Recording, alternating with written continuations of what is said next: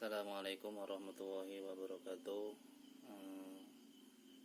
Teman-teman dimanapun Anda berada, pada kesempatan kali ini saya akan menjelaskan atau sedikit berbagi tentang bagaimana atau tata cara agar kita bisa masuk ke Saudi, khususnya untuk bekerja. Ini sekedar berbagi informasi, berbagi pengalaman ya, dikarenakan saya sudah pernah seperti itu dan sudah pernah mengalaminya. Bahkan 2 tahun lebih saya berada di Saudi. Secara geografis Saudi itu luas ya, kayak Indonesia, terdiri dari pulau-pulau, suku-suku juga. Dengan tujuan apa? Karena di Saudi itu ada 2 provinsi yang sangat mulia di dunia ini, yaitu tempat ibadahnya orang muslim sedunia. Yang jelas berada di provinsi Mekah dan Madinah. Semua orang muslim, orang Islam berkeinginan bisa sampai tempat tersebut. Kalau di Mekah ya untuk melaksanakan haji dan umroh, kalau di Madinah ya ziarah ke tempat Rasulullah SAW. Kembali ke apa yang akan saya utarakan tadi, bahwasanya orang berkeinginan ke Saudi, baik dia pengen kerja, pengen belajar, pengen berkunjung, atau pengen haji dan umroh, itu melalui beberapa tahap, cara, dan proses. Ini dikarenakan saya dulu itu kesananya itu dengan jalur visa kerja ya, maka yang akan saya utarakan tentang masalah alur atau proses agar kita mendapatkan visa yang resmi dari jasa penyalur tenaga kerja yang ada di Indonesia untuk negara Saudi. Yang pertama-tama, teman-teman perlu persiapkan dokumen-dokumen yang menjadi persyaratan jasa penyalur tenaga kerja atau PT, yang jelas PT. Meskipun di Saudi banyak mengeluarkan macam-macam visa untuk negara lain, khususnya untuk Indonesia, seperti yang saya sebutkan tadi, yaitu ada visa haji, visa umroh, visa belajar, visa kerja, visa bisnis ya. Mungkin yang sudah pernah ke Saudi tahulah tentang visa-visa yang dibutuhkan ketika seseorang ingin masuk ke negara tersebut. Dokumen-dokumen yang perlu disiapkan bagi teman-teman sekalian yaitu jelas, kalau di Saudi itu menerima berbagai banyak macam job atau pekerjaan. Jadi tergantung skill, kemampuan masing-masing orang yang ingin bekerja di negara tersebut. Dokumen-dokumen yang perlu disiapkan yaitu seperti kartu keluarga, KTP, terus CV atau surat lamaran kerja, surat izin keluarga, terus ijazah. Nah, yang terakhir yaitu paspor, kemudian visanya, meskipun yang memproses itu jasa penyalur tenaga kerja atau PT-nya. Nah, untuk mendapatkan visa ya kita harus memenuhi dokumen atau persyaratan tersebut. Tambah satu lagi yaitu dengan medical ya. Medical itu atau check up dengan tujuan untuk mengecek kesehatan kita agar orang Saudi atau PT yang ada di Saudi itu menerima bahwa orang yang dikirim dari Indonesia untuk ke sana itu memang benar-benar sehat walafiat. Setelah memenuhi persyaratan dokumen tersebut, kita langsung saja mencari job atau info atau lowongan kerja yang ada di negara tersebut.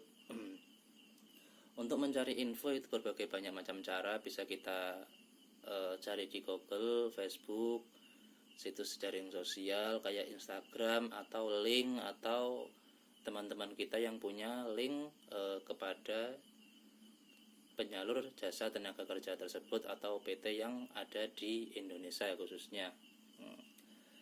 Karena berdasarkan pengalaman saya dulu waktu tahun 2015 itu pertama awal kali bisa masuk negara Saudi tersebut, kita melalui jalur tenaga kerja, yaitu melalui PT lah. Di bawah PT itu biasanya ada sponsor, baik sponsor yang di kota atau yang di desa. Karena kita belum tahu apa-apa, maka jalur yang kita gunakan yaitu melewati sponsor dengan menelan biaya sekitar 15-an juta kurang lebih. Nah, karena sekarang zamannya sudah serba canggih, serba ada, untuk teman-teman sekalian yang pengen ke negara sana cukup persiapkan persyaratan dokumennya saja. Kemudian yang perlu diketahui yaitu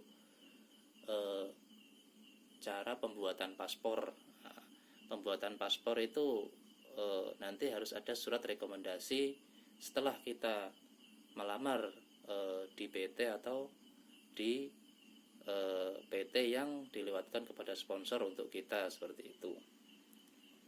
Kemudian setelah kita mengajukan persyaratan dokumen kepada pihak PT, ya ini sedikit berbagi pengalaman ya.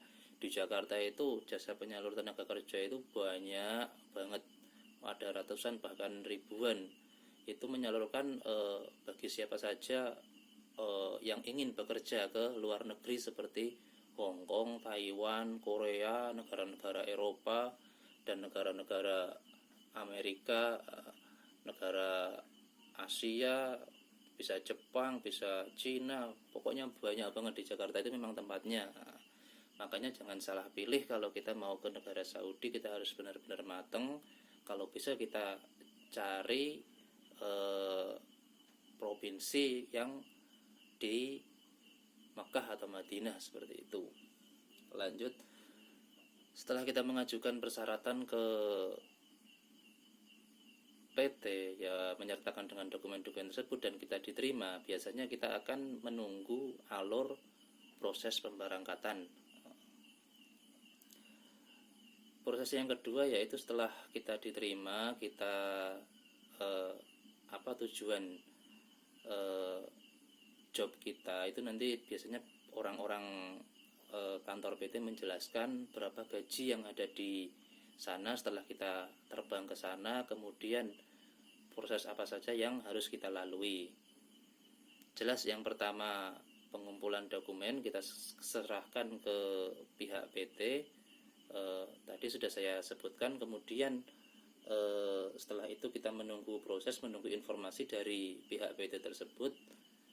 Biasanya proses yang kedua yaitu medical itu check up. Kita nanti dikasih rekomendasi, kasih surat bahwa tujuan check up atau medical kesehatan kita itu untuk bekerja di luar negeri. Setelah itu kita menunggu proses mungkin 1 minggu atau 2 minggu, kita melanjutkan proses PAP. PAP itu proses akhir pemberangkatan kerja setelah visa tersebut turun. Ya, nanti pihak PT biasanya memberitahu atau mengasih tahu. Kemudian setelah visa turun dan PAP sudah dilaksanakan, kita tinggal menunggu jam waktu terbang, yaitu tanggalnya kapan. Nah, untuk mengenai surat rekomendasi, teman-teman bisa ditanyakan kepada pihak PT dengan tujuan untuk membuat paspor dan surat izin keluarga, seperti itu. Sedikit tambahan, ada kemarin belum lama pemerintah Jokowi memberi penggantian sebuah nama dari BNPTKI menjadi PP2MI. Di situ bisa dilihat di Google PP2MI tentang info atau loker job-job ke luar negeri. Bahkan ada aplikasinya, bisa di-download di Play Store, seperti itu ya. Kira-kira sedikitlah berbagi informasi pengalaman tentang tata cara masuk ke negara Saudi, seperti itu. Kiranya cukup sekian dari saya. Assalamualaikum warahmatullahi wabarakatuh.